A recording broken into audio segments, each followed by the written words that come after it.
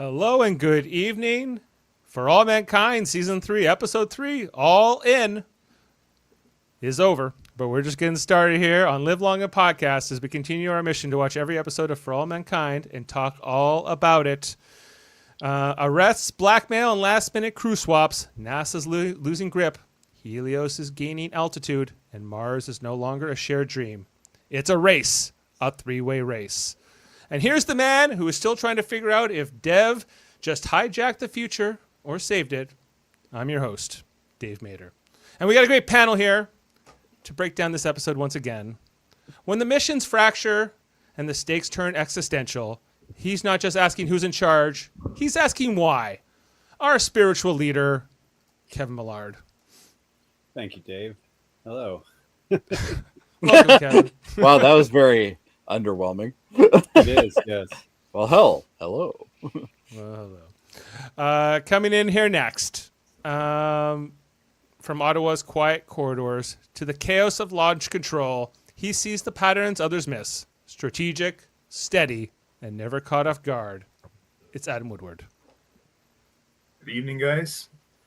Yes, the capital's picked up. It's got really busy. People are coming back in. It's interesting to see this town now. Well, yeah, it's things are moving along here. Good to have you with us, Adam. Coming in next, where's your blurb? Oh, here it is. Corporate takeovers, crew drama, and timeline twists. He's not here for sentimentality. He's here for truth. Our technologist and resident skeptic, it's Jody Simpson.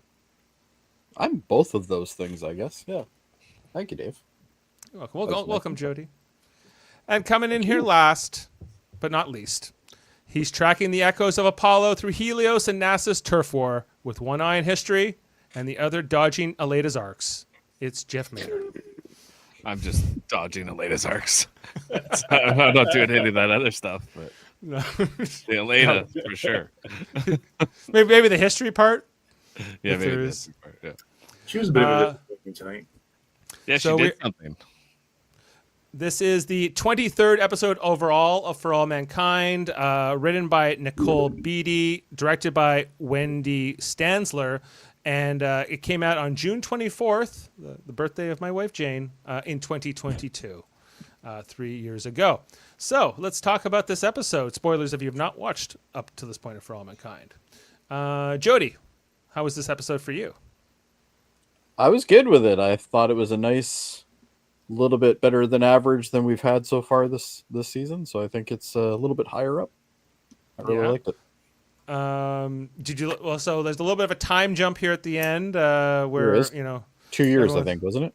right? 2 years. 2 years, yep. Yeah. What was, I guess, the thing that stood out the most for you in this episode of all the plot lines? I guess we touched on. I don't know. It's been a while. I would say, well, I've had a couple days since I watched it a little too early. Sure. But I don't know. I think, well, obviously Aleda's thing was probably pretty cool. The torture stuff was a little much. Right. But past that, Everything with the Soviets and yeah, I really don't like her. I Margot? really don't like her. Yes, I don't like Margot anymore. I'm done with her. I just Well- I have to pick a villain every season. That's just how things happen for me. This sometimes episode- many. This episode is basically about Margot. It was kind of her episode. It really is. Yeah, It's, it's it is very simple. much a Margot featured episode. But I will say focused it's episode. got some nice like Bondish kind of moments and stuff like that too. So it's not terrible, but I don't like the character now. I just don't. So You don't like her I'm gonna have a choices? grudge for the rest of the season. That's just how things go with me. So All right. we'll see. All right. You're Kevin, not going to probably like a lot of characters by the end of the season. Oh, I already know there's going to be a good chunk of them I'm not going to like, but The writers I'm work now- hard on this show. to make us not Margot like is them. definitely on my hit list right now. Yeah. All right, over to Kevin. Kevin, how was this one for you? It was great. The space race is back on. We're doing things. Things are happening. They're still doing the interpersonal drama. Also great. It's all great. This the Margot and Sergey in this episode, unbelievable. Yeah. Unbelievable. So good. Yeah. This Yeah, is quite- sincere. Right. quite the payoff that I think with this whole Margot and Sergey thing is we'll get into all of it. And that she's been passing secrets for 9 years. Right, but They all love in that the, 9 years, eh? It was 9 years with the microphone, and now it's 9 years of Margot passing information. And it took her 9 years for them to even kiss, and she was doing all this. Yeah, it's crazy, right? but it's kind of believable with Margot for some reason. Yeah, So- Margot essentially lives in a closet. Like, yeah, she has a no closet time. with an office She attached. barely has a life. The only time she gets away from NASA is when she plays like a piano bar in like the middle of the night, and she doesn't socialize a lot there. Although I felt so bad for Bill Strausser leaving Margot's office. Yes, She's like, obviously she's preoccupied, but he's like, all these years and I don't even get a word. I've worked here for 30 something years, and it's like, forget even a golden handshake. All So right. he's a character I didn't like that much, but now I do like. Oh, there See, you I go. can So be it's positive too. the stock watch with Jody. It goes up and down. And I really actually does. love It in really that does. scene, he even acknowledges the growth of the character. Remember when we did that prank on you? We were a bunch of idiots kind of thing. Yeah, It was awesome. I like this episode. we thought was we were great. clever and we weren't, and all that. That's All me right, Jeff. most of the time. Jeff, just check in with you. I know you've been through the season, but how was this one? It's a Margot focused episode, and it's a lot of, I think, setup for what comes later. And in that way, it's good, it's needed, but really, I think the overall feeling I get from the beginning of the season is that they're really trying to make me not like these characters. They're trying really hard. That's true. Yeah. There's a flaw with every single one of them. Mhm. And I and guess it's you're not supposed minor flaws either. Like, No. they're all major flaws. Well, what's Danielle's flaw? Yeah, I'm loving who Danielle is becoming. Danielle's the kind of the bad example. She's Okay, like so the she's one. the exception. Yes, but if you go through almost any other character, they all have major flaws. Like, name me another character. Danny. Well. Yeah, well, where do we start? Jesus Christ. You get, just from this episode, he's cheating on his wife with a girl in a pool in his old house. He's alcoholic. There's a lot of like, yeah, like character brother flaws. wouldn't even pay for like the Okay. Hilton or anything. Like, come on now. Like maybe- Aleda. Aleda, that you saw it in this episode. She's way too, just like Margot, is way too focused on work. She doesn't even, You're seeing her being created. yeah. So can I throw in there, because I think I kind of like her in this season, but I do believe that her loyalty is misguided, because she's not going to get the respect or just the loyalty back from Margot. She's just not. No, never. I don't think the respect is, or her loyalty is to NASA. I think it's to Margot. Oh, she's the next Margot. Like, that's exactly what. Yeah. She's being bred to be like that, She- basically. She also says that in this episode when That's Karen true, actually. tries to get her to come over to their team, and she basically says, "Well, Margot let me have this moon rock." Margot sent me to the moon. Are you going to Yeah. send me to the moon? I'm an engineer, right? Like, it's kind of the thing there. Yeah, it really reminded me of, I guess, I don't know how you guys are into wrestling, but back in the day when Bret Hart didn't want to leave the WWF for all the money over in WCW because he wanted to be loyal to the company Oh, he was yes. with, Yeah. just for Yeah. them to screw him over. And eventually, he went there anyway. So Big, huge corporations screwing over people. That's unheard of. That's un-American. and this I can't idea, I guess the idea of being loyal to your company or your, where you've worked. It's insane because they're not loyal to you at all, That's ever. right. No. Right. Yes, It's yes, exactly. Your company can be nice. There's nothing wrong with, having a nice company and they treat you well and stuff. But at the end of the Sure. day, it's still But the company. You don't just have Aleda doing that in this episode. You also have what's the daughter's name again? Kelly. Kelly. Kelly, you, yeah, also, you also have her character saying, like, going to NASA instead of joining her dad and her mother at Helios. Not basically because she's loyal to this idea of working there ever since she was a kid. It was like, it's like kind of when you want to go play for your childhood sports team, you're like, Right. it's like this like weird delusion in your head that you've always wanted to do that and you can't unbreak it, even, you know. Yeah. And she says that as much in the episode. But and sometimes that's good and sometimes that's bad. It's all how it works out. But like I said, like, and she's one of the other characters, I guess there's nothing bad with her yet either, Kelly, you know, I would say. But there'll be something where you could be like, I'm guessing okay, there will be. questionable. She still gets on my nerves sometimes, but I can't tell you exactly why. Kelly? Yeah. Yeah, Oh. me too. I don't know. There's just something. She's about Why it. does it too get on my well nerves? placed. Why did No, they do that whole thing with her family, her Yeah. Me's family? Is that? No, I'm coming sure that's back? coming back up later. I don't know if it does. I don't remember if it does. She's too well put together. Like she's like a therapist in the family, Yes, and it's irritating. it's That's kind of what it is.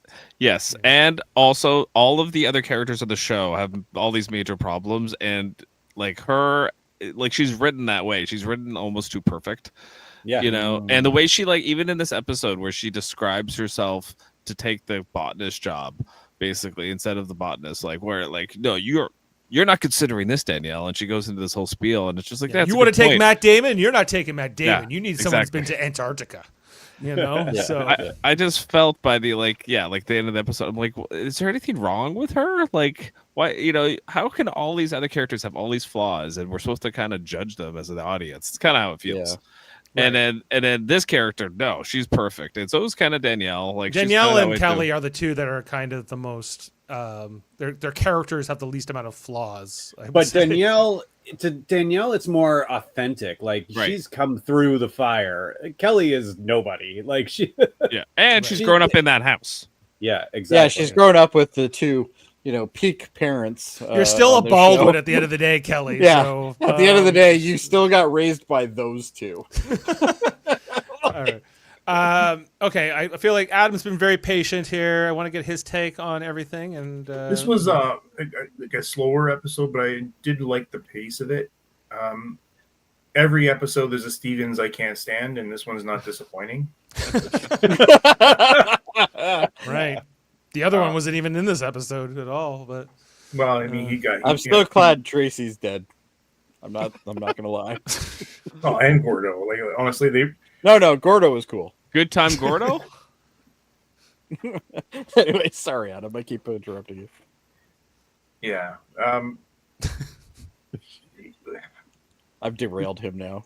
Sorry. There's a few things. I'd rather just get into the episode. okay. I don't want you to have to respond to Jody's. You can take Cheer- all my cheering for intro next death. time. So, all right. Take Let's all my jump- intro next time. Let's jump into the plot of the episode and talk all about it. So the whole cold open teaser section of this episode is kind of like a montage in a way, where we're clipping between different years. It's always at this conference in London between all the space agencies. So we start at the 27th one, which was kind of like teased at the end of season 2, where we saw Sergey, and are you going to go to the conference, Margot? And we can meet up here. So 1984, right after the events of season 2, where they were first meeting up there at for the conferences. This kind of flirtmance which had started even in Houston in season 2 is continuing here, but it's still kind of very professional at this stage, right? I was so excited to see that hair again. Yeah, me too. I thought I missed And it. then I'm like, oh, sweet, she figured it out. And then I'm like, oh, it's a bloody montage, damn it. So Yeah. So over a court, like this was a long game that the Soviets and using Sergei were part of. Sergei is not exactly a willing participant in all this either. He's kind of being coerced.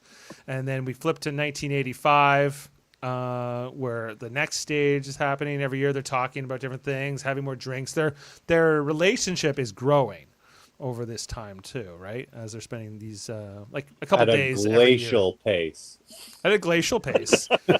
But with someone like Margot, even the Titanic could have avoided it. you buy it, right? You buy with somebody like Margot that Yeah. that and these two are workaholics, and they have all intellectually all this other stuff in common. So you can buy. I remember the first time I was watching it. I knew about the Soviet thing at the end of season 2, and I was kind of rooting for these two. Then we get to, I guess this is a couple years before the events of season 3. Now Sergei's grown the goatee. Margot's got that terrible haircut that every mom had in the 90s. And she's good. I don't know what they're talking. Liana. She's talking about aliens, I think. Yeah. Spacers. But this glacial pace is starting to thaw a little bit. As we see in this particular time, Sergei held the elevator open a little longer, and Margot wondered what that meant. At year 8. At year 8. Finally, we get to year. You're right. Now that Kevin's put that in this would be year perspective, 8. my God, this is I guess slow. that was year 7. Now we're at year 8.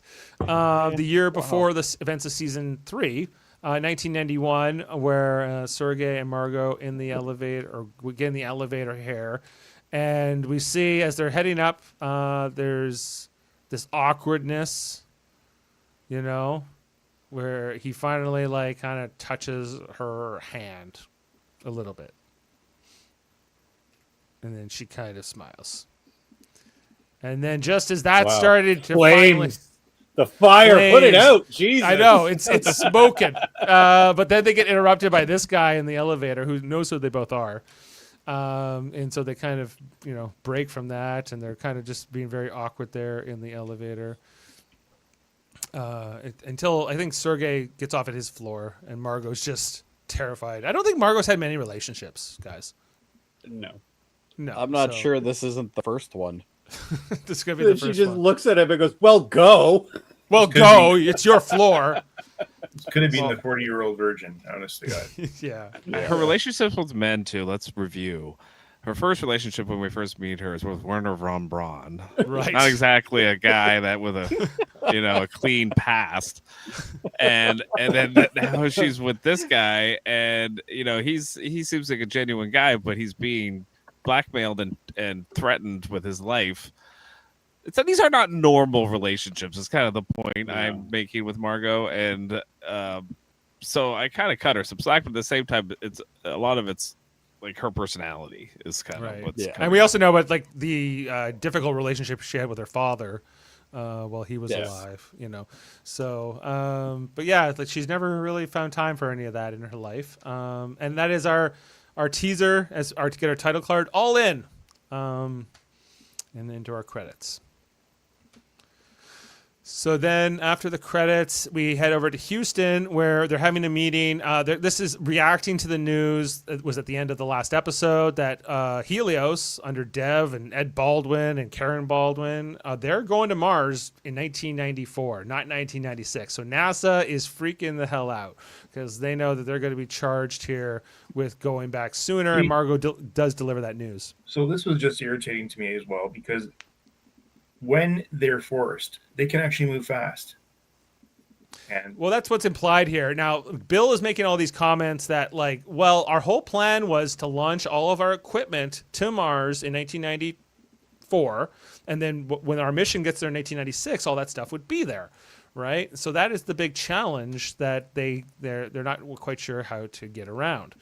I think it's eventually Aleda who has this brilliant idea. She's like, what if we launch that equipment at Venus, use a gravimetric slingshot maneuver to put that stuff and get it actually to Mars ahead of our crew. What they should do is do that, time travel back in time, and be the first ones on the moon. And then go save the whales. And then save the whales. But if time, find out about God. And theoretically, this sounds great. Although you just know how careful and precise NASA is, and it's I guess if they had this political pressure from someone getting there first, I guess they could move to Adam's point. But this maneuver to Venus has never been attempted before. It's very hypothetical. You could totally screw everything up in one maneuver here. We also see, guess what? Danny's here. He has joined the crew under Danielle, the other Danny, and is, at this point slated to be her basically first officer for the mission to Mars. So that's all developing here as they're trying to figure out can they get their crew together in time and all the training done and all the logistics. But finally, like after a latest suggestion, they do decide they have basically a plan here to make this work. So all of a sudden it's okay, go. And there's just chaos there in the boardroom as we kind of move away from that scene, as all of NASA is trying to now figure out how they're going to do this. They, basically something you were planning to do in 4 years, you're going to have to do in 2. Yeah, I'm sure that council that you've formed that's going to be like judging astronauts and stuff, I'm sure they're going to let that all happen in 2 years. Right. Or you might, well, yeah, this is the problem with like not having Molly there at this point either, right? And Molly would have decided if Danny was going to be on this crew or not, right? But now I guess it's up to Danielle and Margot, I suppose. And Molly's doing the best thing she can do, which is sit in a hot tub and smoke a joint. Yeah, exactly. Stick it. The woman knows how to live life. Let's be honest. Let's face it.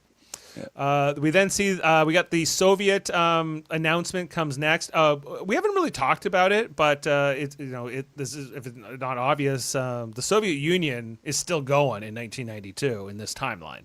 It has not fallen like it did in 1991 in ours. And so why would that be? That's it. Like that's not. Well, no, they addressed that. Remember, they said last season they had got expansion in Central America. They owned like Mexico. They had.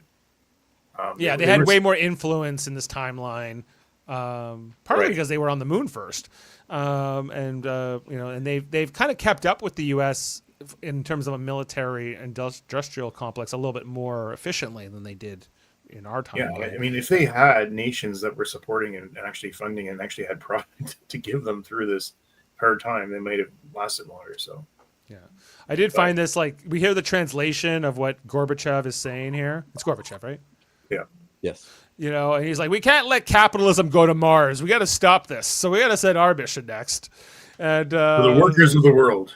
The workers of the world need to unite, and head to Mars. So we get all like the race to Mars is being announced. We see the presidential debate that's happening at this time between Bill Clinton and Ellen Wilson, where Bill Clinton doesn't like how much it's going to cost, and Ellen Wilson slams him. Guys, I was curious about this. Bill Clinton actually proposed to cut $13 billion from the federal service. But out of that, like there was 2,000 jobs just from NASA and another, like, I think 5 billion. So he was definitely doing that in 1995 anyway. No friend of NASA, Bill Clinton. Basically ran as a Republican. You know, Bill Clinton. Well, I mean, what he said was, I got to cut this money so I can cut the taxes to the middle class. Right. Basically, yeah, because that was kind of their economic model under Clinton. So Clinton gets slammed by Ellen Wilson. She's like, NASA brings in more money than it spends, and you don't, blah blah blah. And she, it's when he calls her a senator. I'm pretty sure that clip was taken from when Bill Clinton ran against Bob Dole, who was a senator, right? Because versus like when he ran against George H.W. Bush. Assuming that's true. That makes sense. We then get we see the Phoenix, the ship of Helios, and just like how they've turned Polaris, the old space hotel, plus they've attached all these other rockets and things to it to make it into the Phoenix. And we just see that the sheer size of this thing, it is massive. It's got a big butt too. Yeah, like it just keeps going and going and going. Look at that pedonkadonk creep there. I do like though that this ship accentuates the fact that things do not need to be aerodynamic in space. No, they don't. Not at all. Right? There's no air. There's no air. Exactly. But a lot of times, you like that's kind of the thing with Star Wars is all their spaceships look like airplanes, right? So, and that's kind of not really what it needs to be. It's kind of what I liked about Star Trek too. Yeah, it's what I liked about Battlestar. It didn't have like most of the ships were just bricks, and they had They weren't need to work in atmospheres and stuff like that. Yeah. So we then see Ed is getting the tour here from Dev, along with Karen is present as well. He's seen his ship. I just want the other thing too about this centrifugal force gravity. I just watched a whole video about this and how it would work, but it would be very disorientating to be on a centrifugal force gravity. Like your basically gravity would be different at your head than at your feet, and there'd be all these other kind of technical challenges. The fields are with it. reversed, basically. Yeah. Right, and it would work, but it wouldn't be. You wouldn't feel great. You wouldn't enjoy it. You wouldn't enjoy it. You wouldn't want to go to a hotel that did this. No. What could go wrong? What could go wrong? Exactly. We see Karen is kind of Danny doesn't die. That's what went wrong. Yeah. Danny saved everyone. Remember? Yeah, whatever. Yeah. So the booze helped him. It did. Ed argues. Karen's still feeling that trauma from her getting, I guess, her role in Polaris getting a few people I killed. thought she was really looking into the elevator where Sam was killed here. Yeah, Sam that's was exactly killed. what she's doing. Yeah. She's looking where Sam was killed. That was where Sam was. Yeah. Or an elevator similar. I don't know if that's Similar. exact. Her not husband, who we all thought was her husband. Right. Exactly. It's true. But her ex-husband is looking around. He thinks that this is pretty nice. The Helios bridge that they've built here, lots of screens, Lots of everything. space. Lots of space. He's even got a captain's chair in the middle of the deck. Yeah. So, This reminded me of Archer. yeah. I actually kind of thought he was going to hate this when what is it? Dav went into his Dev. speech about being in the tin can, and I felt like that was pretty disrespectful to Ed at that point. To be, he's yeah. a pioneer of that space program, right? Right. Like, Yeah, and he I was thought like, the "Don't way- worry." He's like, "I'm gonna need a few pilots, whatever, and all this kind of stuff." And he's like, "No, you don't. We got autopilot. It's gonna work fine." And he was like, Oh, no. You're forgetting the most important line. Poets. "Oh yeah." He's like, "Well, we need room. Poets. We don't need so many technical jobs like pilots and engineers. We need poets and artists." And he's like, "Listen, I'm not taking any damn poet to Mars. Like that's just." Yeah, you look at both their faces there. Karen too. They're like, what? Yeah. What? Speaking about. He's like, You're "It's just out an of your- idea. It's just an This is idea." like this is the good old boy versus the visionary. You know what I mean? Like it's But he makes a compelling safety argument too. He was like, "If sure. if something goes wrong, we're gonna need trained astronauts who know what they're doing, not a poet." And he's 1,000% right here, because he's like, I need control of everything, because we're millions of miles away. 8 minutes. I need to be able to do stuff. Can I say an argument? That ship is massive. You can fit a lot of people on this mission. Yeah, so I yeah. feel like, and I don't know how many people actually end up going, but like it feels like it could be like a city, like literally a movie. Do you city. Yeah, really like- think though? Like, would you want to be that poet that goes with Ed? Right. No. 2 No, I'll go years. send them on the second mission, Yeah, or something like that. 2 But, years in space with Ed, like making fun of him. maybe spend a little less on your gourmet meals and Wolfgang Puck. Also, Okay, he fine. says artist and then goes poet. Seriously? Yeah. That's that going to even move an us artist? forward. Someone to say fucking nice things about Mars. Fuck off, a poet. It's not. And then we see Dev's like, "I think I made a mistake," and we think he's like gonna maybe fire Ed. But I he's never like, thought that. No, I never thought that in a minute. my pilot needs my commander of this mission needs everything he needs, and we need to restructure and rethink everything. So Dev willing to be flexible, past his. Yeah, I didn't original- think I'd like that character, but so far I'm Should- okay with him. Should he not have had a vote with everyone on that decision? Probably will when he gets back. He's like, let's ask the poet for their vote. So then we head back to Houston, where we have a simulation here with Danielle and Danny, where they are, preparing to, I guess, land on Mars here in this simulation, and it's not going well. Danny tries to, do it manually. One thing, why did they put these two characters together with the same fucking name? Why couldn't they just come up with another name for one of them? I think. Well, I think the answer might be that they I think one of them's going to be dead soon, so don't worry about it. I don't know if they knew That's my guess. when they did season 1 if like Danny Stevens was going to become a character in Yeah, season that's 2 true. and beyond. Yeah. But he can't just Right. change his name. And Danielle was already established. But it's also just what happens in real life sometimes. Sometimes people have the same name and or similar names. I know it's Yeah, confusing. but I don't want that in my TV. I get it. It's hard on the podcast. I'm like Danny this, Yeah. Danny that, but which Danny am I talking Well, about? if her So- nickname wasn't Danny, it wouldn't be a problem. But her nickname is Danny. Right. Well, maybe not anymore. I think I got to start just calling her, at least when she's ever around Danny Yeah. Stevens. I Just gotta call one good Danny and one bad Danny. that. Well, We no, already exactly. know which one's the bad one. Look at Jody just cutting to the heart of the matter. Yeah. That's- Okay. Well, bad Danny crashes the simulation and gets them all killed. He seems Yep, a little. that's what bad Dannies do. Good Danny says maybe you should take a walk and get some air or something, and cool your jets. He talks about how his new wife wants to buy, or they're buying a house and they want to have a kid.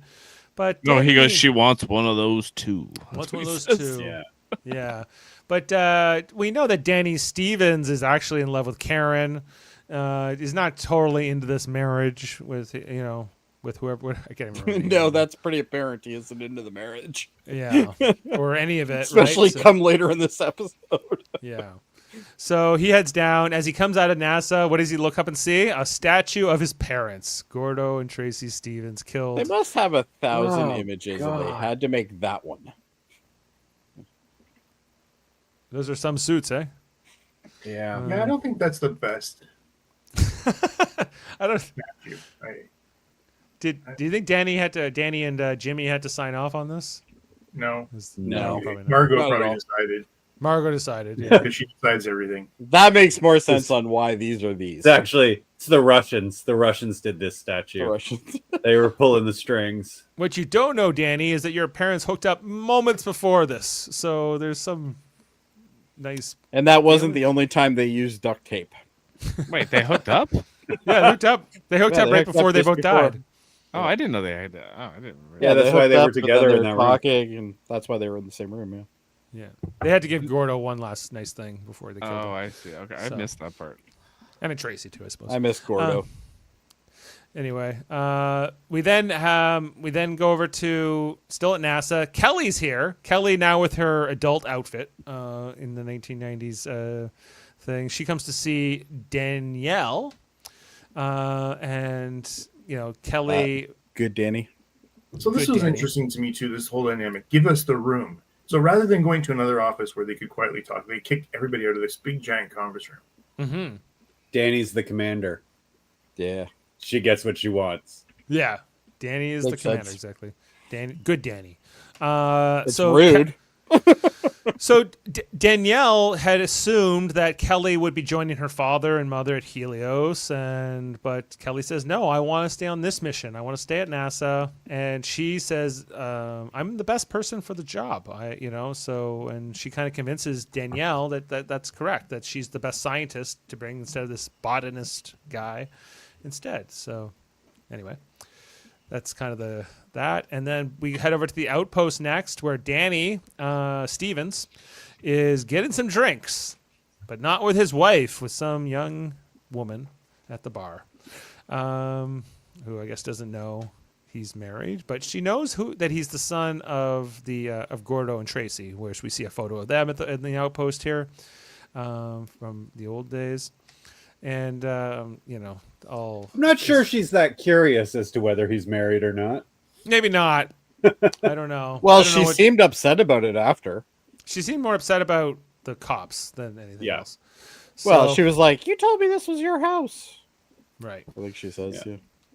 Yeah. But then Danny Stevens catches Karen coming into the outpost, which makes him all clam up and want to get out of there with the young woman as soon as possible. But Karen's not here for Danny. Karen is here for Aleta Rosales, who's here working at the outpost with her burger and fries. Hey, Um, at least she goes out of the actual office. Yeah. She has to eat Not sometimes. home. But Not Home. Not home. No. Not Her home dad with and her her father, husband, and son. Right? Well, her husband seems to whine all the time, and her dad's an asshole. So And You the know, kid doesn't husband care if he can't flies blame the moon. husband. Her husband is justified in his whining, though. yeah. she won't acknowledge that her dad is has got Alzheimer's. Is it Dick? And And he's has making him Alzheimer's, take yeah. care of him. Yeah, Like, and her husband makes a good point when he's like, "Look, you know that money would really help our lives." You know, she goes, "I don't care, whatever." Only All right. white families hide their parents. Get people to take care of their families. Because we find out that You've convinced me. Karen's offering Alea the chance to come to Helios, and she's like, I know you're making about like 55,000, I think is the number that's given here, which is, I guess, in 1992 money, not bad. But No, that's damn good, actually. right. But she's like, but you're working like 18 hours a day, so you're technically making minimum wage. You're making less than the waitress. This is in the a wrong sense. kind of pitch here. Right. Like, she should have gone after her ego and said, "You can make a real difference in real fast time," and rather than the dollars, she should have gone after the things she can change. Yeah, well, it's a good point. Doesn't have Yeah. to go- I'm not sure Karen knows her well enough, though. No, that's my to be able to point. do that. Yeah, she doesn't. She doesn't know her well enough. Like, we know her better. I mean, and Jeff really knows her well. Yeah, great. Jeff has her poster. I want to point out though that Aleda, we didn't need those first two seasons because this is not the same character. Exactly. No, it's She's not even close. not even close. So Doesn't even look the same. she could have just started this season. Especially the first season, they really it's a different actress, but she seems like it's a complete. They were going like a different way with her at first, and then this actress got the role, and then she's like, "Well, I want to do this." Right, because the girl who plays her in season 1 is so different, right? Than her. Like the season 2 Aleda, I think just annoyed. That's a what lot I of really us. mean. Is this Aleda does not resemble season 2 Aleda, even though it's the same actress. Yeah, very That's different. true, actually. Yeah. Yeah. But Aleda says she turns Karen down, says she doesn't want her offer. She's, let me show you something. That's a moon rock. And Margot is the reason that I got to have that moon rock. I'm basically saying she's loyal to Margot, just like Brett was loyal to Vince McMahon. In my wrestling metaphor. And she's not going anywhere, even for twice the amount of money. She's been offered $100,000 a year, and she would be like the head of like the program over there, right? She would have a major. I think she basically is turning down the job that I think Bill will accept instead. We'll take, yeah. We'll take. Yeah, instead, he takes right? it, yeah. So Karen goes on her way, and Aleda is goes back. Then we But catch up with she's Dan. also not and Jeff, you and Kevin, you guys have said it. I mean, she's not thinking of her family. Like, you're talking double pay, stock options. Like, this is very positive. Oh yeah, the stock options. I forgot about that. Like, it was a very nice offer. That and knowing Dev, you probably could have negotiated that up. If you want. Yeah, something he seems more. to just give you whatever the hell he wants. Yeah, he will whatever make you want, happy. yeah. Right, but Aleda turns it down. So we catch up with Danny Stevens, who is he's in the That pool, Danny. and we recognize this pool. This is the pool of his family home, right? So it's not completely explained that they don't own this house anymore to us at this point. So but I just figured he was living there.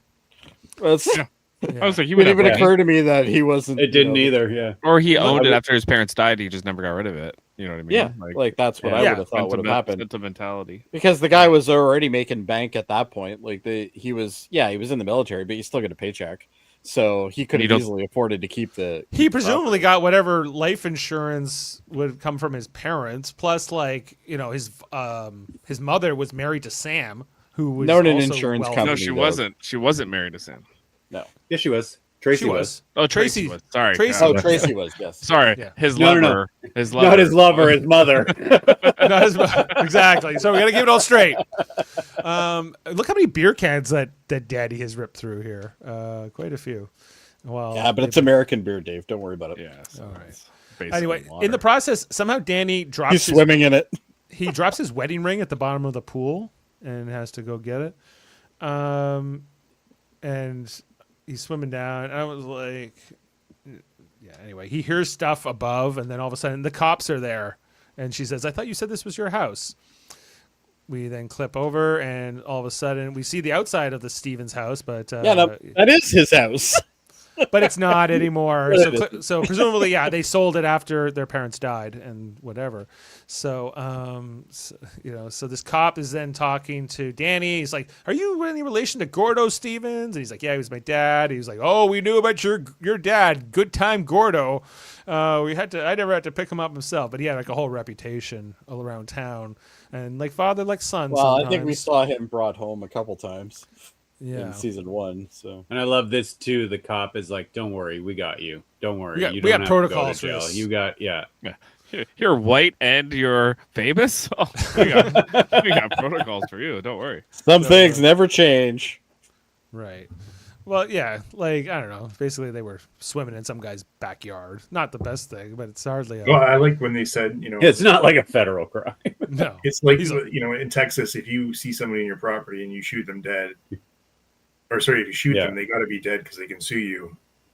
Otherwise, yeah. So Double tapping isn't just for zombies then. instead of taking Danny to jail, they called NASA, JSC, and they said, "Come get him." And who has to pick up Danny Stevens? Danny Poole. Good, Who- Danny. Good Good Danny. Danny. This is Who like mom. This is like this mom is coming to get this is you. like your mom is like, Yeah. "I'm just so disappointed in you." She's known Danny Stevens, since he was very young, since he was a child, basically. Just like Karen. Just different than Karen. Different than Do you Karen. you think he's going to get infatuated with Good Danny as well? Right. Seems But- to go around Danny. Yeah. Danny has had this battle with alcoholism ever since Karen broke his heart, basically. And I love that it's Karen and not his parents' death that set that up. Yeah. well, maybe a little bit of A and B. but- No, it's A. His parents died. It's yeah. yeah, I think he's over his parents. He seems to be more fixated. But on honestly, Karen. like you got both parents who are completely uncontrolled. Oh yeah. Oh yeah, Well, like, they were both Yeah. off their rockers. the yeah. apple don't fall yeah. far. Exactly. The apple doesn't fall far. And Danny's Right. doing exactly what Gordo did. Which is Gordo exactly season, puts this is Gordo season 1. This Yeah. this totally confirms what Jeff was saying though. Is Kelly should be an absolute mess. Like Yes! an absolute mess. Yes! And she's not. No, very She's well not- adjusted. She isn't blood, so I mean, maybe like when you say the It did- apple. Yeah, doesn't so fall maybe it's a far. genetic she thing. shouldn't. Yeah. She should definitely Yes, but not be kids taking are her usually a clothes off product around of their- Karen. Yeah. Kids are a product of their positions and situations, Not I love this necessarily moment blood. where Danny Stevens tries to light a cigarette and Danielle's like, "You won't smoke that, in was here." so good. Yeah. Jeez, I almost threw down my smoke. I was like, Yeah, you're right, Daniel. No, sorry. So anyway, she decides that this is no good. She's taking off his flight status. He's not coming on her Mars mission. He needs to go to AA and get his life sorted out, which is not what Danny Stevens wants to hear. She But- should not have had this conversation that night with him either. It would have waited. And also take away all of his firearms. Yeah. This guy was in Oh, the he is- Marines, was he not? he's Or still Navy? on Navy, track Navy. for murder. Yeah. He still has a sidearm. He does, yeah. Anyway, so Danielle, she's so pissed off at this whole. Like, you picked him, you knew his history. Like, I don't know. Like, I guess you thought he was clean.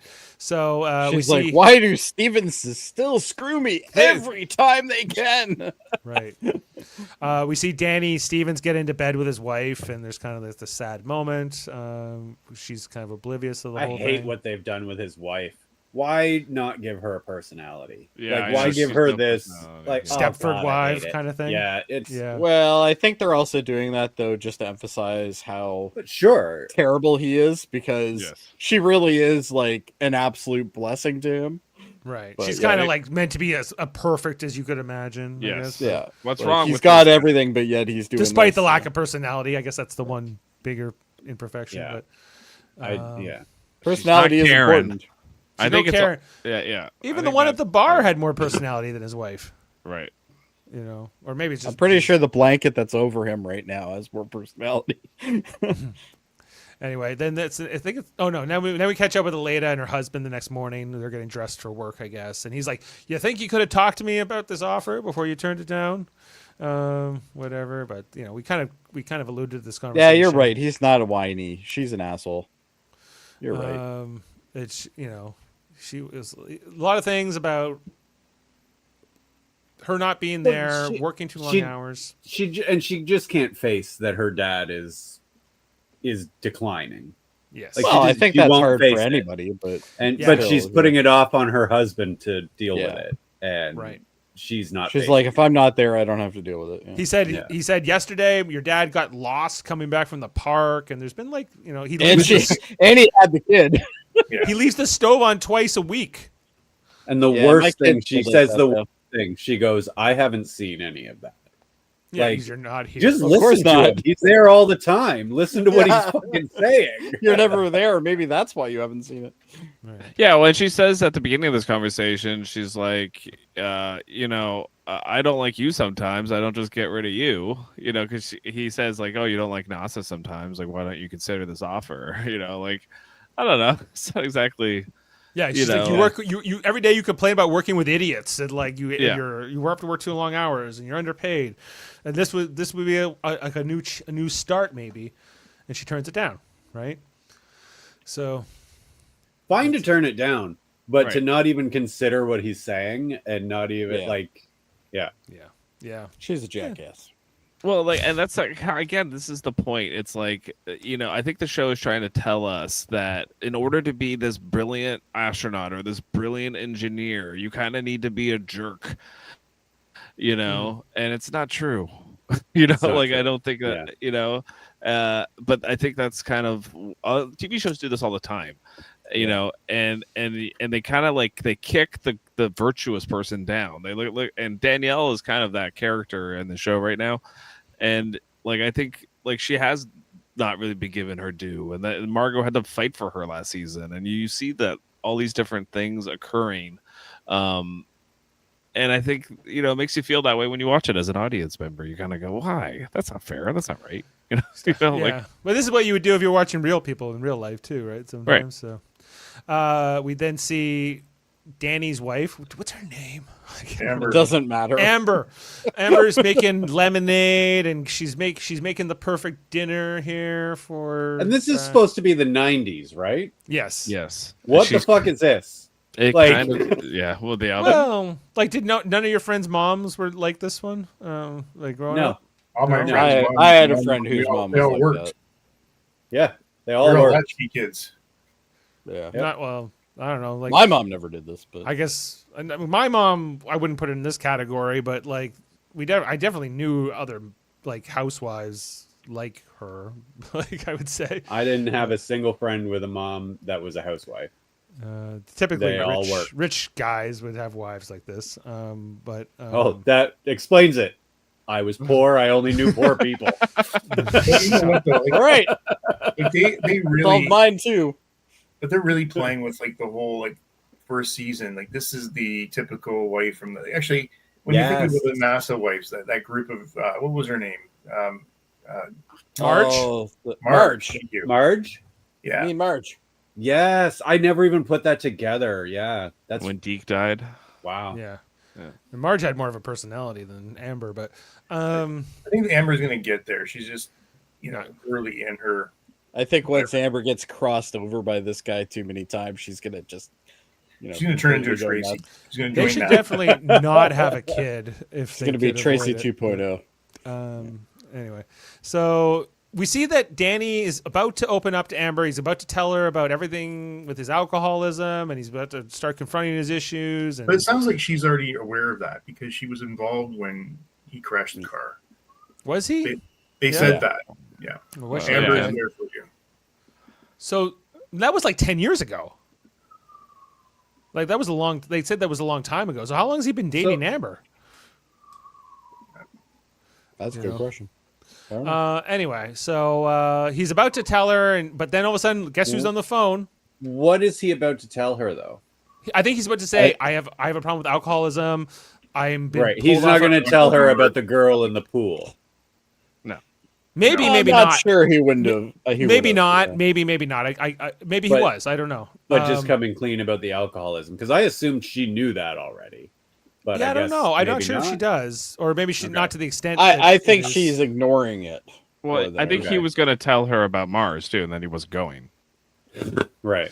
right. All these things like I need to clean up my life and sort out my issues and whatever, and like what Danielle Poole wanted him to do, but then who's on the phone? Good old Al Baldwin, The devil. the devil. So, Who doesn't Remember, get brought up. Gordo used to want to do the right thing too, and then would always do the wrong thing. right. And then we see Ed Baldwin on the phone. He's like, I heard about them pulling your flight status at NASA. Jesus Christ, you can't even drink and womanize anymore over there. What's, You what the can't even hell's- fly spaceships half loaded. What's going on? what the hell has happened to this world? Yeah. Come over and fly with me, Danny. Let's go to Mars. You want to get drunk with me in the cockpit? Come on, let's go. So this is. I mean, guys, you've watched it more than I have, but I'm thinking that eventually Ed will cross the line with Dev. And Oh yeah, I'm sure that's gonna And what? happen. I don't know exactly what, but like I mean, Dev's got a very different sensibility than Ed, and Very. different vision. They're gonna at least clash. Yeah. Dev- He's Dev's- rich. He's a rich guy, so he's Dev's insane. very different than I guess even Margot or like any of those characters, right? Like so. But anyway, so Danny, he was about to sort out his life, but then Ed throws him this opportunity, if you want to call it that. And Danny says, "Okay, sure. And now I don't have to tell my wife what's been going on in my life or I anything. don't have to right? tell her about the alcoholism. I don't That'll have to move tell- with us. Yeah. The cops last night, all that. I can kind of not tell her any of those things and move on." So I could just go tell her something she already knows. right, I'm going. Hey, guess what? I'm going to Mars, and she's like, "Yeah, I know."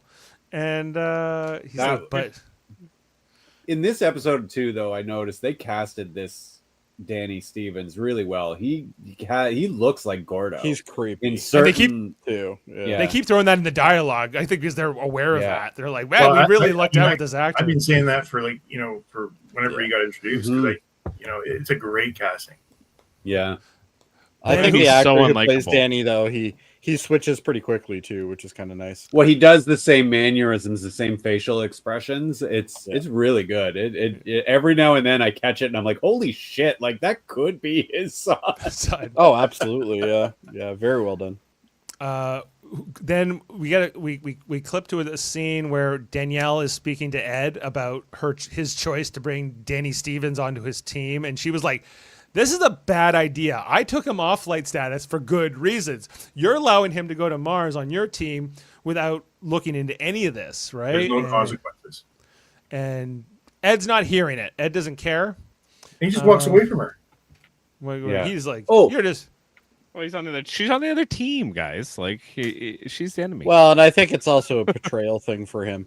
He's so full of himself with his ego that when he lost his spot, that's that. He's got something to prove, I think, a little bit. No, I'm not old. I like this. I like this and the scene with Kelly and her when they talk about Ed and Danny's like, we've been friends forever.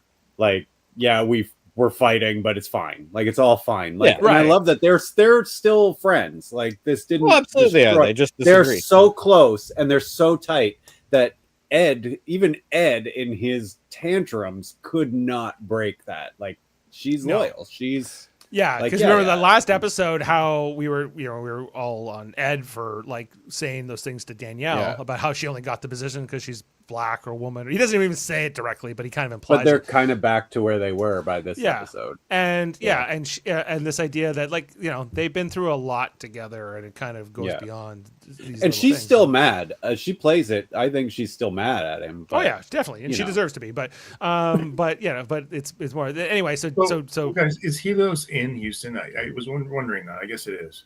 I guess it is. Yeah. Yes, I guess it is. they've taken over they seem to have taken over the offices that used to be Polaris.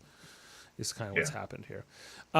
Anyway, so then what does Ed do? He comes into the meeting room here at Helios. He's like, guess what? I got a whole new person on our team. I haven't talked to anybody else about this. And look who it is. Danny Stevens for the MSAM pilot. And everyone's clapping, but we see like this look Can of you go horror. back? on 2, please. One more. The picture down at the bottom there. I thought that was Molly for a minute. No. I was like, oh, Molly's going to be on this crew. Similar hair. Oh, Similar yeah, hair. I got all excited for a second, but I'm now disappointed. Sorry. Anyway, so everyone's clapping except for Karen, who then has to kind of like fake it. It's great. Yeah, that was she's so just like- good. She's like, "Oh, I'm Dude, so happy." startled, like, oh shit, yeah, no, people can't know that I'm not happy about this. Especially Ed. who's in the Especially room. Ed. Yeah. This is the best thing ever. Yeah. Another little detail just before that I love is Joel Kinnaman is, I don't think he's got the broken leg anymore in this, but he But he's still still walks limping. around like such an old man. Yeah. It's such Well, a good detail in this show. He's supposed Just to the be way like he in his- walks in in this his- season. He's supposed to be like in his 60s. He's in his 60s. 60s, yes. Yeah. 62. But Joel Yeah. Kinnaman, like I think he's a little bit older than me in real life. Maybe in his 40s. Yeah. So so it's how he hunches over. It's his Yeah. posture. It's certain Yeah. things he does. The It's wardrobe really good. and whatever too. But yeah, and in season 4 he's even older. So Yeah. you know. Anyway, So Joel now is 45 as of right now. So okay. This was So a he's couple years ago. He was so 42 then- when he filmed this. 41. 41, 42. So he's the probably, same yeah. age I am now. He was the. I'm God, 42 I hate now. when So He was born in 79. People are younger than me. He was born in 79. not much younger than you, really. But anyway, so we head back to London for this ongoing romance with Sergey and Margot. As we see, there's a 3-person panel here with it's Dev, Sergey, and Margot. I would have loved to have seen that if there was like a DVD extra or something. But you know. Anyway, Dev is kind of wowing the crowd here at the conference, and we see like Margot's getting shrimp or something at the buffet and just shooting daggers over at him. You know, is making her life hell, making her launch this Mars mission in 2 years. And then who's there? It's Sergey with some drinks for Margot. Why is she pissed off to see him? She's not pissed off to see Sergey. It's Dev. Well, That's just yeah, but she's her Demeanor. baseline. Yes. Yeah. resting bitch resting. face. Right. Yeah. So anyway, they're kind of leering at Dev from across the room. They cheers to taking out the competition, right? Their mutual enemy is they're going to be working against them as they represent the 2 governmental agencies versus the private sector one. And Dev charming people around the room. Some time passes later, and Sergey and Margot have been, I guess, pounding drinks for hours at this point, and they're a little, loaded perhaps. And then Margot's just like, it's last call, so she's like, "Bring the bottle, and we'll come up to my room." She's Finally, Margot makes a move. she's like, "Bring a whole bottle of booze, and then maybe." And so, as they head up there. They go to Margot's room. Sergey asks to use the restroom, washroom, and then she's like looking in the mirror at herself here as Sergey's there in the bathroom. She's like, who did this to my hair? Yeah. Sergey's looking in the mirror in the bathroom too, kind of while this is happening. I think he's actually trying to talk to the guy that's behind the mirror. Is he? I don't know. I'm just kidding. Anyway, so then It's a Russian suite, though, so there's a good chance.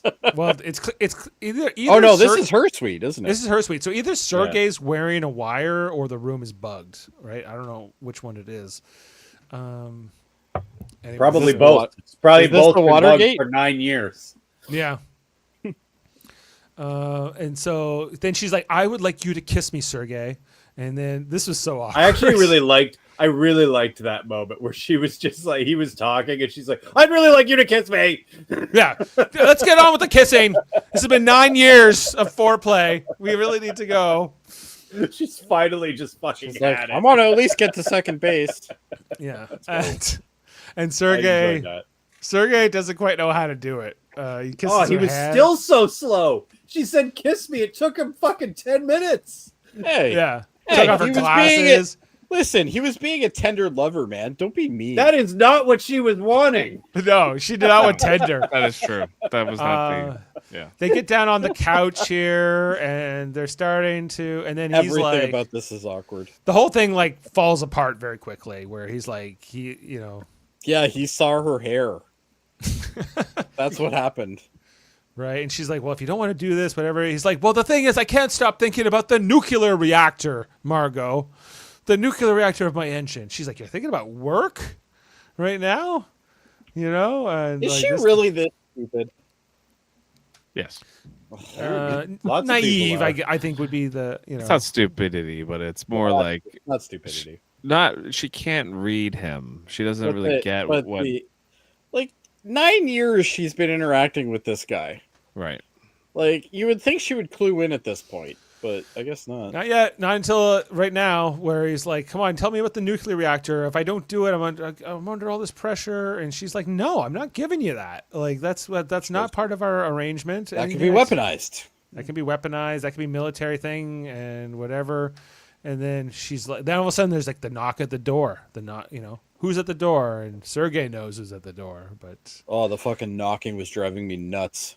They did such a good job with the audio. kind on of like this. the Strange But New then Worlds when- finale with the But knocking. she keeps saying, "Who is it? Who is it?" And then she Yeah. turns to him and just quietly says, "Who is it?" Who Yeah. is it? Like, As in, who's Yeah. at the door right now.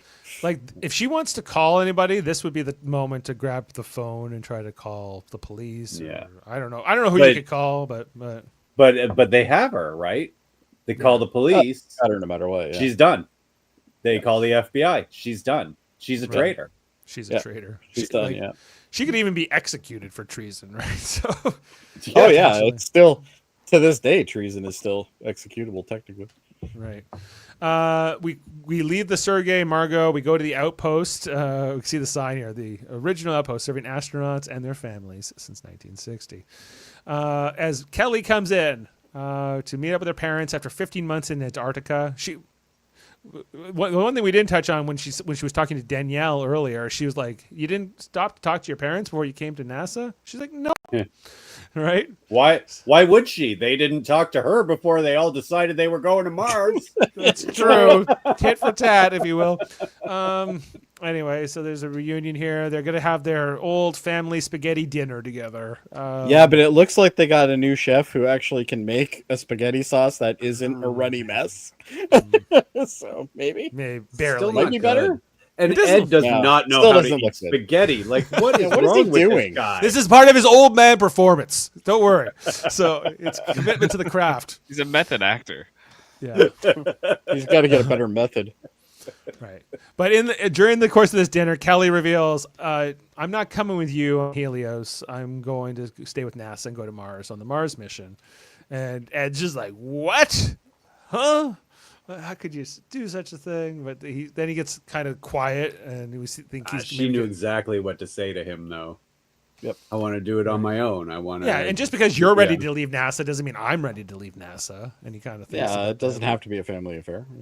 right? And then he's like, okay, all good. He gives her a hug, says, your country's lucky to have you, and all that. So, Yeah, he just wanted his, spaghetti. Just let me. yeah, he's like, I'm I'm really fine. into the spaghetti right now. So they go back to eating spaghetti, and all Well, these pe- whatever you call what he's doing with spaghetti, yes. and they're all the tension is all gone. So, but he says, That's what spaghetti does. But there's this competitiveness here with Ed's like, we're going to beat your ass to Mars and all that, right? It's kind of also left. Back over to Margot, who's now, I guess, opened the door, and the KGB people here who show they have all these surveillance photos of Margot meeting secretly with Sergei over the years at various times, giving information. She's like, I don't care about these photos, and you're not going to blackmail me. It doesn't matter. Does she understand what position she's in right now? No, I think she thinks. I don't think she just like- does. no, but I agree with you. I think she is so controlling at NASA. She can Yeah, just. she thinks she's controlling this. Yeah. Yeah. She doesn't realize these people are psychos. Yeah. But she does very shortly after this. Not really, though. Even once they start choking him, she kind of doesn't react at first. Like she kind of Yeah. goes like, "Hey, what are you?" Well, she's mad at doing?" him, I think, too. Right? Yeah, but she kind of goes True. like her But reaction. I'm not sure you're mad enough to watch the guy get killed. Like, No. you know what I mean? Quite frankly, if I were Margot, I would be. I'd be like, Really? fucking kill him. I don't give a shit. After this shit. Yeah, what, Fuck yeah, what that guy. evidence would you He's have? your After a guy, 9 fine, kill him. a 9-year con, Yeah. like you know, like About- Yeah. He was thinking about So work just a when note, we're don't finally screw making over out. Kevin. That's a good note. don't play with his heart. Good note. Don't play with Kevin's heart. Yeah. You break that heart, he'll break games something with- else. Yeah. So Margot says stop, and then this KGB guy who has sort of an English accent, kind of, I guess. They always do this in every movie and TV show. For some reason, Russian people always have British accents and Germans. Except You know, in James I don't- Bond. They don't do it in James Bond. Yeah, James Bond's the one because they're British. You know, they can't make the bad guys British in that Right. because they're already British. The good guys are British. So You Margot know it's says I'm not. notorious when they're I don't. business Margot cards doesn't and want to they give have the that. plans for the nuclear reactor to the Soviets, but the Russian guy says, "Think about it. You just watched Sergei get choked out. Here's my card. It's very ominous with just this You have a day. phone You number. have one day. You have one day to consider it." And then they kind of pull Sergei out of the room here and leave Margot with this knowledge. As we transition away, I guess Margot flying back, he's already flown back home and like is back in America now, and looking at the elevator, she's just kind of like stunned as she's like just dealing with the processing all of the implications here. You know, the Soviet guy said, "You're a traitor to your country. You can't go to the authorities. You can't. You know, that's not even an option for you." And the truth is, she probably never even thought that. Yeah. This is probably the first time she's thinking, "Oh my God, I am a traitor. Like I have been giving." Yeah. Right? I don't know. Or she's been getting away with it for so long that like she was thinking about as saving lives. Like originally she wanted the brand not to blow up, right, and Right. kill them all, Yeah. right? So she's doing that out of somewhat of good motivations or intentions. Totally good motivations. Yeah. She's not a traitor like because she hates her country. It's good motivation. She wants space exploration. It's all about space exploration. Right. But- and the Soviets are less of a rival. Like they are a rival, but she doesn't want them to die like on launch, Right. you know, and things Yeah. like that. Like that goes against her code. So anyway, as Margot gets back to NASA, her staff tells her, "Oh, this Bill's in the office waiting to talk to you," which she's a little not sure why. She was not happy about that. Like I felt so bad for Bill, but I mean, Bill's looking at the pictures on her desk. Margot with the President Gary Hart, Margot with the space shuttle, Margot with Reagan, Margot as a young woman who was working there at NASA in season one of Margot with Warner Braun. Werner's not in this photo, but Bill's in the photo Yeah. at the far end here, right? And so There's he's like, probably "Hey, some sauerkraut around there too. yeah, he talks about the sauerkraut and that stupid prank and how they thought they were clever and they were a bunch of idiots. And, it's kind of an interesting moment. Margot is checked out on this side of this conversation. Bill's here to, say, I've been offered this job at Helios. It's a lot of money and no offense, but I need a new start. And Margot can't even look at him. barely knows he's in the room. And he goes, "Okay, well, so long. See you later." And that's kind of the end of that. like I get it. I get it. She's dealing with a lot of shit. It just felt bad for Bill. Oh yeah. Poor guy. She looks over at that photo too, and then she stares at it for a moment here, and is I guess kind of trying to think about who she was then versus who she is now. Yeah. Who she's And how much become. hair she had. No, she had a lot more hair, but there's, like She was idealistic. She was more like, idealistic. Yeah. Yeah. And Well, she's it been- is her idealism that led her astray as well. true. Right? Yeah. Like it's that. I mean, that's how intelligence works, right? Yeah. Yeah. Nobody thinks they're the bad guy or that they're doing anything wrong. Right. Until you see how that information can be weaponized or used for other means. I'm not sure you're gonna leave that notorious card just sitting out in the open with the phone number sitting there. It's not Nobody conspicuous questions at all. Margot. Nobody questions Margot. She's in charge. Right. So she's staring at the card, trying to think about what her next move's going to be. What is she going to do? We go to Bill's office, who's taking down his NASA's certificate of achievement, resulting in the whole thing where he peed his pants. He got a certificate back then for the heroic act of it all, right? Who signed it? Who signed it? Warner Brothers. Harold Weisner. Was it Harold Weisner? Werner. It wasn't Von Braun. He wasn't in Actually, it did. Actually, from like that angle, it did look like that. And then when I looked closer at it, I'm like, oh no, it's not that. Aleda signed it. He got that last week. So yeah, Aleda's here. 5 years, and all I got was this piece of paper. You know what? Credit to Aleda for not saying that she was offered the job ahead of him. Right? Yeah, Yeah, she doesn't tell him that. Doesn't tell him that. And he was just like, he's so happy because like Karen says, you're a get. You are such a get. And like makes him feel wanted and important and valuable to Helios. So he's excited. He is. And just shame on NASA for letting their people feel discredited and and I don't think this is NASA's fault. I think this is probably more Margot's fault. Margot is NASA. At this point. And I like here though, she calls him Peanut. And it shows that they've bonded over this thing that happened, like that they were fighting. Like 9 years later, he's okay with her saying that to him. And probably the only person that he's okay saying that. Yeah. But there's it seems to be no reaction on Margot's behalf as far as, okay, Helios is coming and poaching all my people now. Shouldn't they do something? Yes. No, she's just worrying about her own ass She at is this point. preoccupied. And understandably so. But Bill's a little bit sad to be leaving NASA, and he kind of wishes Aleda luck, and she's going to be a great flight director very soon, and gives her a nice little send off. Then Bill takes off his pocket protector and his NASA badge here. It's a little bit of a transition for good old Bill Strausser. We then see Aleda working late, looking at the photo of her kid. She's like, I have a family, right? I have this photo to prove it. She's not in the photo. She's not even in the photo. But she's working late hours, as we see here. Like, she's going to put in those extra hours, to the point where you see this transition where, like, the lights turn off and it's just her working forever, right? And that probably went on for some time as we get our 2 years later transition. It is now 1994. And look who it is. Aleda is the boss of the whole flight deck. She is now the flight director. A question for the people who have gone ahead. We do get to see more of Molly, right? Molly will be back. Yes. Okay. All right. Yeah, she's because I'm like 2 years goes by, we don't see anything further. We have to go back and pull people out of retirement. Ah, there you go. You'll see. So anyway, so Aleda's now in that role. There's all these protests happening outside the Johnson Space Center. Some of these extras were terrible. One of them said "fuck the moon" for some reason. Yeah, I love that song. I don't understand. What are these protesters protesting? Does anyone understand? I don't get it. Good background actors. I don't know.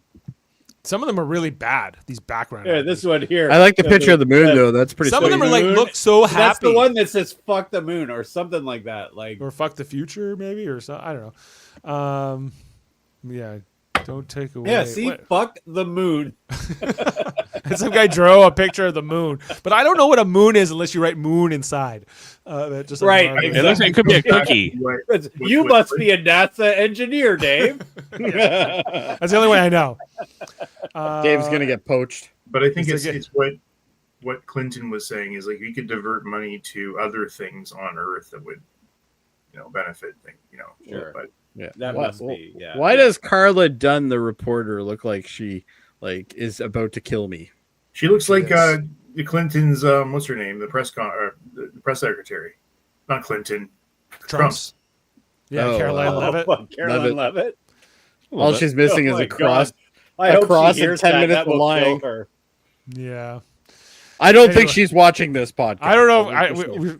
She should. I don't know. I don't know if we see Carla Dunn. I think she should. I think you're right. Yeah. We see Helios Mission Control, where they're getting ready to launch the This Phoenix. scene was great. This is like gentlemen Star folding Trek. tables. Yeah. Yeah, they just get little tables with computers. They got like, you know, a keyboard and dual monitors and You guys like waiting for like the flag, you know, gentlemen, start your engines, and they all go. Everybody's going. right. As we see, the It's nice to see Bill in charge. Bill's in Yeah. charge. He's the flight director over there. We got Danny, who's now he's the wingman to Ed on this mission. Ed in the captain's chair. They got some pretty snazzy sweater vests to go out there with. You know? I love this scene. I think this launch was the best out of the three. Right. The ship's already in orbit, right? So it just has to actually start Yeah. thrusting towards Mars. We see that on the moon that they're launching the Mars mission. So after seeing Helios This is launch, cool. or whatever the other ship launch, what's his name? So- The Helios one, Phoenix. Yeah. Phoenix. Oh, Sophia, of course. This little tiny ship that they got to spend 2 years in. And I'm going. Well, this isn't the poor ship. people. I don't think this is, or this is not the entire ship. This is Sojourner, right? But Sojourner, I think is bigger than this. I Right, hope so. Jeff? Yeah, This- this This is just the shuttle they're taking up to Sojourner, I think. yeah, the ship that they're going to take to Mars is bigger, but not that much bigger. Yeah, like it's not It's as big as the Phoenix, but No, NASA's ship to Mars is a lot smaller. But we see, so Danielle's on her way. She's taking off here from the moon and heading on their way. And then meanwhile, the Soviets are launching, I guess, from the ground on Earth, in comparison to the other two. And Well, they got those Margot's- new nuclear engines. Yeah, I wonder That's how they right. got those working in such record time. Maybe someone helped them. As we see, they are launching their mission as well. Also, Courtesy of Soviet can I- State TV. Can I just say something about Margot? To pretend as if Margot would not have been monitored, would not have been spied on. By her own is- government, you mean? Well, Yeah, oh, yeah, that's when they 100%. were knocking on the door. I thought it was the FBI, not Russians. Or CIA or something. Or There's CIA, no yeah. way they would not be monitoring her, especially if she's having all of these like private meetings with the Soviet guy. Like, you know what I mean? Like it's Mhm. like Well- I Well, just she's don't- ordering records, right. Jeff. She's not going anywhere. She told them to send that record back, if you don't recall. Maybe it was that was the long I feel like con. the NASA director would be watched. Oh, 100%. For Oh, sure. Especially in this timeline when like it's Yeah. so important. You know? Like it's maybe not as important in our timeline as it would have been in this one. But guess who the president is, everyone? The president's on the phone, and she wants to talk to Margot, or they want to talk to Margot. Who is it? Is it Bill Clinton? Is it Ellen Wilson? No, it's Ellen Wilson. She's been elected president in this timeline, and that is also revealed. Whoop-de-doo. First Do you woman know what I president. really loved about this phone call? It seemed just as impersonal as all the other presidential phone calls, even though they know each other. It's Yeah, Yes. you didn't say just goodbye, as Kevin. impersonal. She just hung up on her. Yes. Yeah, it was very formal, right? Where she's Well, that's because the president's phone line is monitored. Probably. Yeah, and so Ellen Wilson in the Oval Office. That's kind of near the end, but Margot just looking at the screen, very pensive, is also the last shot, I think, before we go to credits. Yeah. And that is it. So thanks everyone. It was a good episode, though. Things were moving, things were happening. Yeah. for sure. And The torture scene was a little much, but Oh, it's clean. Don't get me wrong. I just think it was a little unexpected. I got jolted. interesting. Okay, well, how about some fun? Kevin facts? left. He's like, I don't even care. How about So, some so trivia? Dave, I'm fascinated by this whole age thing that we keep going back to with Ed. And he's 62 years old. So Yeah. here's some. Thank you. Here's we go. So in 1961, the median age for an astronaut was 31. In Okay? 1961. 61. Okay. But what you see is that over time it goes up. And then in 1998, John Glenn flew on a mission at 77 years old. In 1988. That's like Ed in season 4. But that was that. 1998. But that was a PR stunt. He wasn't. He still He went up. wasn't really. He was Well, he still 36 went up. Absolutely, yeah. Yeah, he was 36 years old on his first trip. So at There this was- point, There was that movie with like Tommy Lee Jones where they went to space. Space Cowboys. That was a terrible movie. Don't even talk about it. Yeah, that was a terrible. So then in 2021, there was a guy named Oliver Damon who became the youngest person in space at 18.9 years old. And then Anastasia Mayers, who followed in 2023 at 18.87. They don't have a lot of experience in the world. I don't know why they're so young. And then in 2021, William Shatner at 90 years and a half went into space. Wait, Like he went up and down. Like that's That didn't count at all. he went to the So did hotel. Katy Perry. Katy Perry, Space. he like dipped his toe in space for 10 seconds and then came back. Doesn't matter. He was still Even there. he didn't like it. He was like, I can die now. But yeah, like I don't know. Like, would you want an experienced commander? I also think about that movie, Deep Impact. Remember that one? Yeah. And I remember like Robert Duvall's character. He's supposed to be like the old sage, expert surgeon. astronaut, and these young hip ones who just want to be on like TV and with I think I was watching Armageddon at the same time. they came out the same year. So I don't think I've ever seen it. there wasn't. You never seen Oh, no. Deep Impact or Deep Impact was a better one. Was it? Yeah. Wow, I'll have to watch It's it. more science. Deep Impact? I think is the better movie. Although Armageddon, okay, They're both bad movies. they're great. They're very good. Well, They're summer blockbuster movies. Morgan Freeman was the president and the story in Deep Impact. That was good enough. And that random Michael Bay guy is the president in Armageddon, who gives that weird speech at the end. So he's kind of a. You face mean to Michael face. Bay? He's not Michael Bay, but he's like cast by Michael Bay. So. Oh. Anyway, sorry, Adam. I don't mean to derail you. Oh, it's okay. I just was interested in to see what the average. So anyway, Like- today, the average is now closer to 45 versus Okay. 30. older than I would've thought. 1961. So you saying there's a chance for me to make it to space? Yeah, in the next couple No. of years, sure. If I I love that. I love how your brother's got your back there. No. No, I Dude, got- you ran down the street and hurt your calf. You're Yeah. not going to space. Yeah. And you couldn't even make a phone call. I did, I made the phone call. I He eventually. didn't have his phone. I was curious. So the question is like, was there ever a non-scientist or a non-military person gone to space? And the answer for the American anyway is no. Everybody's had some kind of. No, Good Challenger job, didn't dude. make it into space. Didn't we establish Sally Ride didn't have any military though? She didn't have military, but she was still a scientist. She was a scientist. Oh, you mean like a civilian, like no poets? Well, I was just going to say, there's no poets gone to space yet. Except, yeah, Katy Perry. Except for Katy Perry. And she's so connected with love right now. Oh, Kevin, they're going quiet. They're going quiet. Didn't you see this story? No. They're going to be less public about their affection for each other right now. Are So they does- actually dating? Who are we talking about? Katy Perry? Katy Perry and Justin Trudeau? Yes, Oh, Are they did. dating? Yeah. apparently. Well, they went on a date. I don't know. I didn't know it was official. I don't know. I Katy don't Katy care. Perry was also married to what's his name, right? Orlando Bloom. Orlando Bloom. No, the other No, one. Russell Brand. Russell Brand. For like 3 months. Yeah. Yeah. Well, Yeah. she was. So her taste in men might be like lacking, but So here's another fact. Only 676 people have actually been in space. That sounds That's about pretty right. amazing. Yeah. And that includes the private ones like Katy Perry and William Shatner. Right. yeah. Well, there's still None a of lot us of. have been there yet. So lots of less useful ones.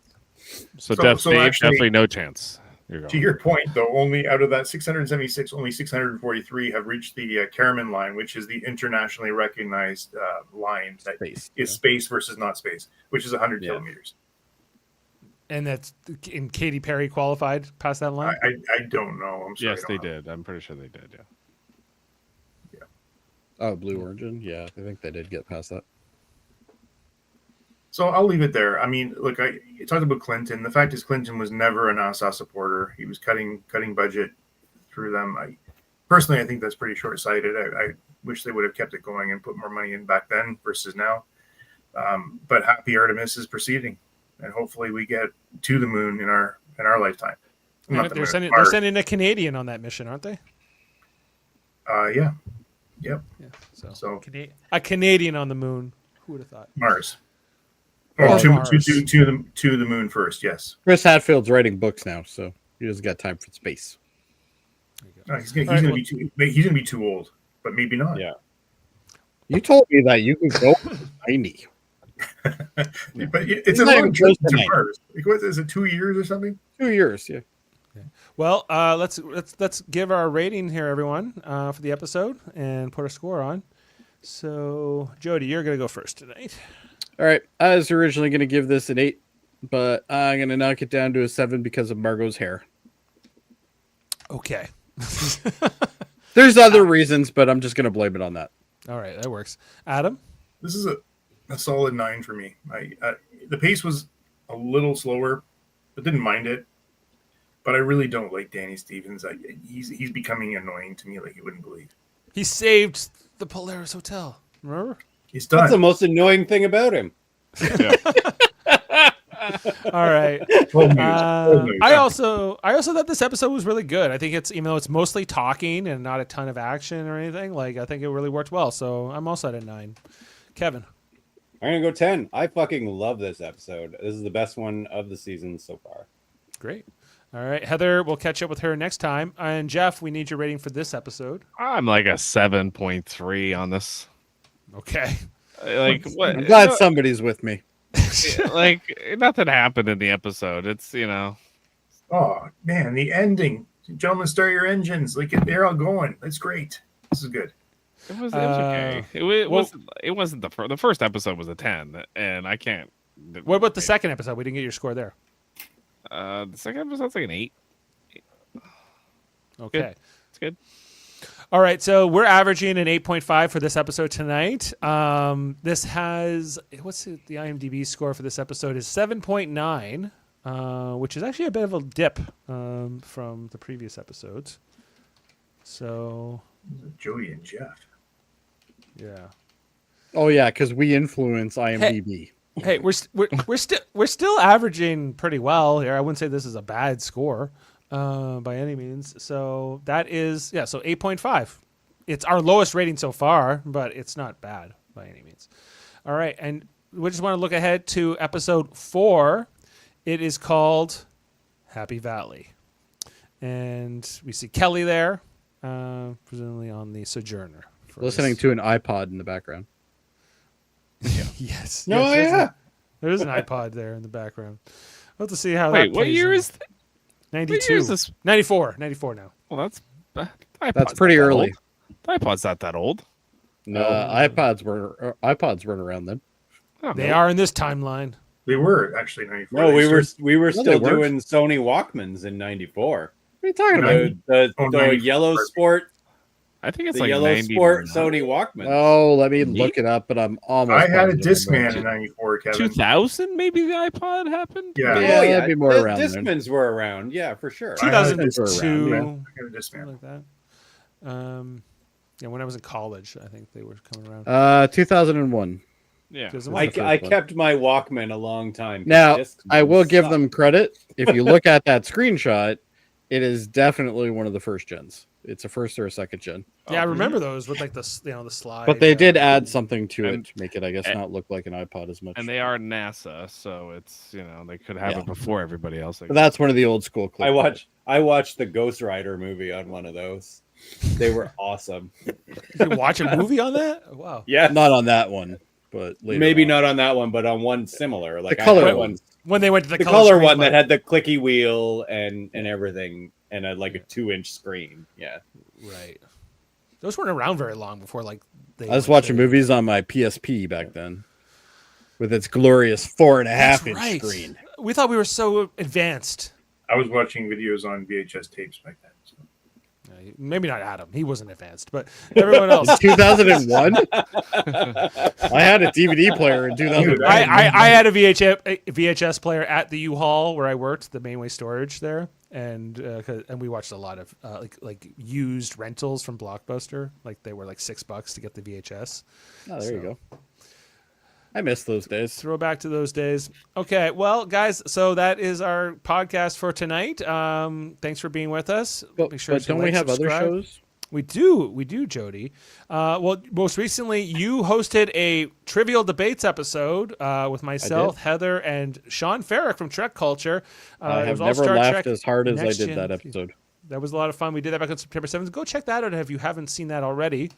Also, if you didn't know, we've been covering all of Season 3 of Strange New Worlds. We just wrapped up the finale on last Thursday. It was called New Life and New Civilizations. You can go check out our review of that episode. And, I don't think either one of things happened in that episode. But anyway. It's the best part right there is that uniform. It's not bad. And then now that we are done Strange New World Season 3, we are coming back with our reviews of Star Trek The Next Generation. We are now going into Season 3 of that show, starting with Episode 1, titled Evolution. And we'll be on this Thursday. Dr. Kelso. Beverly Crusher's back on the Enterprise. It's going to be great to talk all about it. I'm going to be talking with Jody, Chris Worldmind Murphy, and Chris Shaggy Vasilis will be on the panel for this episode. Shaggy's joining us for the first time. Yes, so that's going to be some fun. So check that out. And I think that's all I got to plug. So we'll sign off for tonight. We'll see you next time for All Mankind, and hopefully we'll catch up with Heather then. Until then, everyone, live long and podcast. Have a great night. Beam up some Star Trek content with Live Long and Podcast.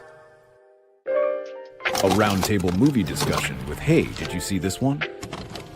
And movie reviews with Hold Up, a movie podcast.